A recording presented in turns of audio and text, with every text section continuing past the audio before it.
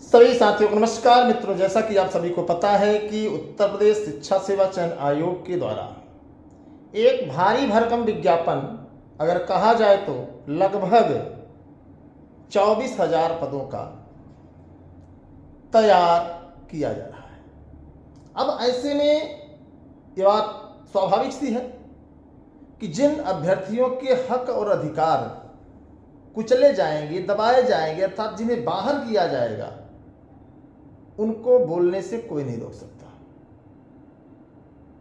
वो कई एंगल से और न्यायालय में भी जाएंगे और न्यायालय के साथ साथ आंदोलन भी करेंगे। इसी सिलसिले में युवा मंच टीम के द्वारा 11 जून से लेकर के 15 जून तक एक आंदोलन आगाज किया गया। आंदोलन में जैसा कि लोगों को ये भ्रम था कि अधिकारी कर्मचारी नहीं आएंगे, हमारी आवाज नहीं सुनाई देगी, हमें कोई पूछेगा नहीं, तो इसी सिलसिले में मैं आप लोगों से थोड़ा सा चर्चा करूंगा। मैं उम्मीद करता हूं कि आप लोग हमारी बातों से सहमत होंगे और इस वीडियो को अधिक से अधिक शेयर करेंगे। मित्रों, बहुत साफ शब्दों में मुझे कहना है, बहुत क्लियर कहना है कि अगर नई नियमावली लागू हो रही है तो उसमें कई तमाम तरीके की भ्रांतियां, व्यवधान आएंगे। अब जिन्होंने इस नियमावली को तैयार किया है उनके पास कुछ अभ्यर्थी गए तो उनका भी सीधा सीधा यही कहना था, अगर शासन हमें दिशा निर्देश देता है तो हम जो है नियमावली बदल देंगे, हमें नियमावली बदलने में कोई दिक्कत नहीं है, क्योंकि एक लंबे अरसे से उसी नियमावली के आधार पर हजारों से अधिक लोग शिक्षक बन चुके हैं। तो अब जो लोग ये कह रहे हैं कि नियमावली ऐसी होनी चाहिए, देखिए, निजी स्वार्थ के वशीभूत होकर के आप सोचेंगे तो उससे कोई फायदा नहीं है। और ऐसा भी नहीं है कि अगर उनको बाहर निकाल दिया जाएगा, अगर उनको बाहर निकाल दिया जाएगा तो आपको बेहतर लाभ मिलेगा, क्योंकि संख्या बहुत ज़्यादा है। और हमारी एक कोशिश रही है, आज से नहीं पिछले कई वर्षों से, कि सफलता मिले या ना मिले अलग बात है, लेकिन मौका ना मिले ये गलत बात है। और अचानक नियमावली में बदलाव हुआ।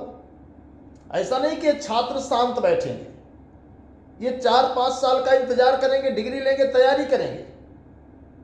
लेकिन युवा मंच टीम का यह प्रयास है और ये लगातार प्रयास रहेगा कि जो पुरानी नियमावली के मानक थे, हम उसी मानक के आधार पर लगातार तैयारी करते चले जा रहे थे। हाँ, 2025 के बाद जो लोग डिग्री ले रहे हैं या जो लोग इस प्राविधिक कला को पढ़े उसको ये रोक सकते हैं, लेकिन अगर हम 2011, 12, 9, 10 से डिग्री लिए हैं तो इसको नहीं रोका जाना चाहिए। अगर इसको ये रोकते हैं तो निश्चित तौर पर ये बच्चों के साथ अन्याय है और सरकार की फेल्योर पॉलिसी है। और आपको बता दें, बड़ी खबर है कि अशासकीय सहायता प्राप्त माध्यमिक विद्यालय जो वित्त विहीन, वित्त पोषित थे, और खास तौर से विद्यालय में ताला लग गया। 465 विद्यालय को जो है उनकी मान्यता समाप्त कर दी गई। कहा जा रहा है कि वहाँ बच्चे नहीं हैं, और उन्होंने 25 और 26 में 2 सत्र होते हैं, 25-26 के सत्र में हाई स्कूल और इंटर के एक भी बच्चे नहीं थे, ऐसा कहा जा रहा है। तो सरकार पूरी तरीके से विद्यालयों को बंद करने के मूड में है। इस बात को आप लोग जानते भी हैं, क्योंकि सरकार चाहती ही नहीं है कि सरकारी सेक्टर में लोगों को रोजगार दिया जाए। और इसका सीधा सीधा मित्रों कारण ये है कि सरकारी सेक्टर में रोजगार देने का मतलब भारी भरकम फीस, भारी भरकम जो है सरकार को वेतन देना पड़ता है। और प्राइवेट में क्या होता है, 2000-5000 में लोग लटके रहते हैं और कोई विरोध भी नहीं है। आप ऐसे समझिए कि किसी प्राइवेट विद्यालय में पढ़ाने वाले व्यक्ति ने क्या कभी वेतन को लेकर के विरोध किया? क्या नहीं किया। क्या कभी विद्यालय से टकराया? क्या नहीं टकराया। 8 घंटे काम कर रहा है, 18 घंटे काम कर, कोई मतलब नहीं है, क्योंकि उसको पता है कि अगर हम 3-13 करेंगे तो हमको निकाल कर खदेड़ देंगे, तो दूसरा तैयार है 5000 में पढ़ाने को लेकर के। बेरोजगारी चरम पर है। तो ऐसे हालात में मित्रों विद्यालय सरकार बंद करना चाहती है, क्योंकि सरकार लगातार, उनके जो गुर्गे हैं, मंत्री, विधायक, सांसद हैं, सभी के पास प्राइवेट विद्यालय हैं और सभी ने उसी प्राइवेट विद्यालय की कमाई से चुनाव लड़ने का पूरा इरादा बनाया है। तो आपको मोटी फीस भरनी पड़ेगी। आज बड़ा दुर्भाग्य है कि शिक्षा विभाग में महंगाई को लेकर के, चाहे वो कापी कलम दवात की बात हो, चाहे किताब की बात हो, चाहे फीस की बात हो, कोई बोलने वाला नहीं है। ये अलग बात है कि कागजों पर, भाषणों में हम कुछ कह दें, लेकिन रियल यही है मित्रों, इसको आप मानो चाहे ना मानो। अगर आपके घर के बच्चे पढ़ रहे हैं तो आप सोचिए कि सरकार के कहने पर कितने ऐसे विद्यालय जिन्होंने फीस कम कर दी। क्या सरकार के कहने पर आपने अपने बच्चे की किताब ड्रेस जो है किसी दूसरी जगह लिया क्या? नहीं लिया ना, क्योंकि वो किताब मिलेगी नहीं कहीं। और अगर आपने कहीं से ले लिया तो बताएंगे कि इसका ये चैप्टर ऐसा है वैसा है। मतलब कि आपको बता दें कि सरकार पूरी तरीके से उन्हीं से आच्छादित है जिनसे आप सोचते हैं कि हम बच जाएं। इस बात को आपको समझना। मैं दावे के साथ कह सकता हूं, अगर कोई भी अंधा ऐसा मिले कि नहीं वो किताब जो है विद्यालय के द्वारा निर्धारित बुक स्टॉल, कपड़े की दुकान, जहां टाइबल बिल, उससे अलग अगर लिया हो तो मैं अब नहीं कहूंगा कुछ, मैं दावे के साथ कहता हूं कि नहीं लिए हैं। तो पूरे शिक्षा व्यवस्था को पूरा ध्वस्त करने का इरादा सरकार का है। और क्यों? क्योंकि आरएसएस के खुद विद्यालय चलते हैं। अब आप समझिए, प्राइवेट विद्यालय चलते हैं। तो जब सारे विद्यालय इन्हीं मंत्री संतरी और क्या कहते हैं संगठन के ही चलते हैं, संघ के ही चलते हैं, तो क्यों चाहेंगे सरकारी विद्यालयों को मजबूत करना? आप बताइए। सरकार कहती है पहले बच्चे आएंगे तब जो है शिक्षक आएंगे, और शिक्षक के आते आते जो है बच्चा विद्यालय में पढ़ करके निकल जाता है। बात समझ रहे नहीं आप लोग? तो इस चीज को आपको समझना। हालांकि बात आपको इसलिए नहीं समझ में आती क्योंकि अनिल सिंह बोल रहे हैं। अगर कोई दूसरा बोले तो आपको समझ में आएगी, हालांकि आप समझदार हैं।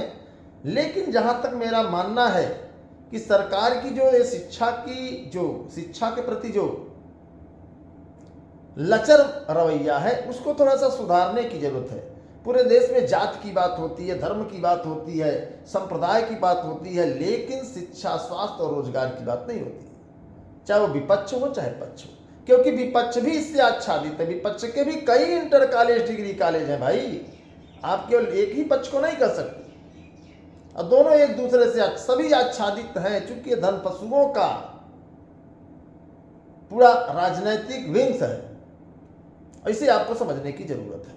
हालांकि आप नहीं समझेंगे तो फिर आने वाली पीढ़ियां हमें आपको समझाएंगी।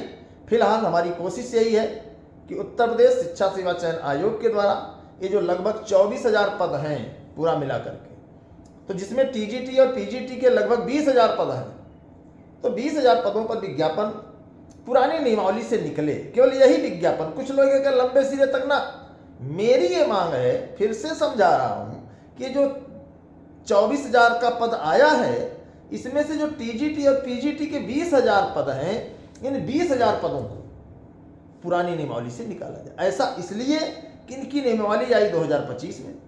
अब 2025 में कोई भी बच्चा अगर एडमिशन कराना चाहेगा, डिग्री लेना चाहेगा, तो नहीं ले पाएगा, क्योंकि अभी 2026 ही चल रहा है। एक साल में, चूंकि बीएड की डिग्री 2 साल होती है। अगर ये प्राविधिक कला के साथियों की हम बात करें तो इनको 5 साल लगेंगे। यही अन्य विषय की अगर हम बात करें तो उनको भी 2 साल लगेंगे। संगीत में, प्रभाकर में कहीं बीएड होता ही नहीं, आप समझिएगा। या तो ये फिर फर्जी में करें कि आप किसी दूसरे विषय से बीएड कर लो, बीएड की डिग्री दिखा दो बस। बात समझ रहे नहीं आप लोग? कि आप कंप्यूटर की शिक्षा ग्रहण किए हो लेकिन आप कंप्यूटर से बीएड ना किए हो।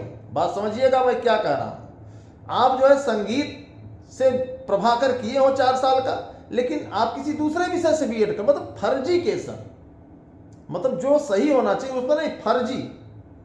तो अगर ऐसा है तो भाई इसमें हम कुछ नहीं बोलेंगे, हम शांत रहेंगे। लेकिन सच्चाई यही है। जैसे कुछ ऐसे साथी हैं प्राविधिक कला वाले जो बीए किसी दूसरे से कर लिए हैं और अंत में जाकर के बीएड कर लिए हैं। एक साथी ने मुझे फोन किया, भैया मैंने इंटर से प्राविधिक कला किया था, इंटर वही प्राविधिक कला की मैं तैयारी कर रहा था, इसी बीच मैंने बीए कर लिया, हिंदी, संस्कृत, गणित, विज्ञान जिससे भी कर लिया, और करने के बाद, बीए करने के बाद मैंने बीएड कर लिया। तो अब वो बनेगा शिक्षक कला का। बात समझिएगा, बनेगा शिक्षक कला का, और बीएड प्रशिक्षण किससे किया है? हिंदी से किया है। तब इनके लिए गुणवत्ता समझ में आ जाएगी, बेहतर गुणवत्ता है। बाकी आप इस पर क्या कहना चाहेंगे, आप भी कमेंट में बताएं। और संगीत के लिए तो होता है। इसी तरीके से आपको बता दें, शारीरिक शिक्षा के साथियों ने फोन किया, तो कहीं ना कहीं हिंदी के साथ ही फोन करिए। अगर हम बीए में संस्कृत पढ़े हैं भैया, तो इंटर में हम नहीं पढ़े तो क्या जरूरत है इंटर पढ़ने की? बताइए आप। अगर हम बड़ी बड़ी किताबों को पढ़ ले रहे हैं, अगर इंटर वाली किताब में, अगर मैं कक्षा 1 से 5 तक अंग्रेजी नहीं पढ़ा था, हमारे जमाने में अंग्रेजी नहीं था सरकारी विद्यालय में, लेकिन कक्षा 6 से हमने अंग्रेजी पढ़ी, तो क्या हम अंग्रेजी नहीं पढ़ सकते क्या? तो ये जो सरकार की जो तमाम शिक्षाविद, हम मूर्ख तो नहीं कहेंगे लेकिन खत्म कहेंगे, ये किस तरीके से सोचते हैं मुझे नहीं समझ में आता। इनको सोचने की पता नहीं कहां से क्षमता नहीं है, या फिर जानबूझकर चीजों को उलझाना चाहते हैं। तो इसीलिए 22 तारीख को हम लोग एक योजना बनाए हैं। अब 22 तारीख को एडी से, अपर शिक्षा निदेशक से हम जो है जानकारी लेंगे, और ये हमारे मन में जो है कि चूंकि ये मामला शासन का है और शासन तक आवाज पहुंच ही गई, आप लोग जानते ही हैं, समाचार पत्रों के माध्यम से, टेलीविजन से और अधिकारियों के द्वारा। तो हम उनसे मिलेंगे 22 तारीख को, और प्रदेश के सभी नौजवानों से हमारी अपील है कि अगर अपना वजूद जिंदा रखना चाहते हो, अपना अस्तित्व जिंदा रखना चाहते हो, तो आपको आना पड़ेगा।